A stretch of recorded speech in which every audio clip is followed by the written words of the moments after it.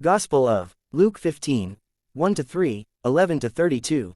Now the publicans and sinners drew near unto him to hear him. And the Pharisees and the scribes murmured, saying, This man receiveth sinners, and eateth with them. And he spoke to them this parable, saying, And he said, A certain man had 2 sons. And the younger of them said to his father, Father, give me the portion of substance that falleth to me. And he divided unto them his substance.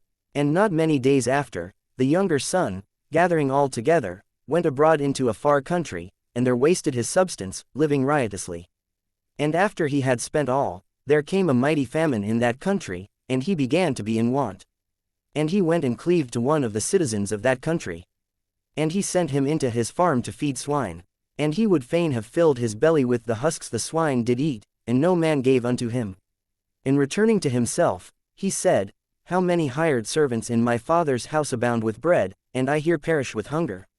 I will arise, and will go to my father, and say to him, Father, I have sinned against heaven, and before thee. I am not worthy to be called thy son, make me as one of thy hired servants. And rising up he came to his father.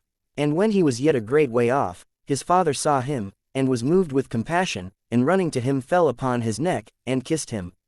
And the son said to him, Father, I have sinned against heaven, and before thee, I am not now worthy to be called thy son.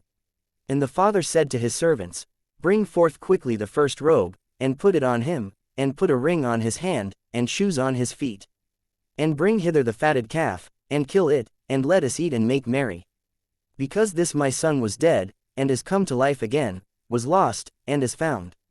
And they began to be merry. Now his elder son was in the field, and when he came and drew nigh to the house, he heard music and dancing. And he called one of the servants, and asked what these things meant. And he said to him, Thy brother is come, and thy father hath killed the fatted calf, because he hath received him safe. And he was angry, and would not go in. His father therefore coming out began to entreat him. And he answering, said to his father, Behold, for so many years do I serve thee, and I have never transgressed thy commandment, and yet thou hast never given me a kid to make merry with my friends. But as soon as this thy son is come, who hath devoured his substance with harlots, thou hast killed for him the fatted calf.